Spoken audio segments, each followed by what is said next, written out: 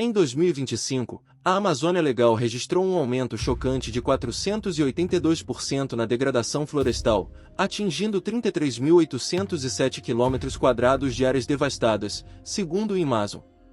O Pará foi o estado mais afetado, concentrando 75% dos danos, enquanto o Maranhão ficou com 14%. Essa degradação, causada por queimadas e extração ilegal de madeira, é um alerta grave, pois muitas vezes precede o desmatamento completo. O impacto atinge a biodiversidade, as comunidades locais e o clima global. As consequências desse descaso ambiental podem ser devastadoras e irreversíveis. Deixe sua opinião e se inscreva no canal para mais notícias.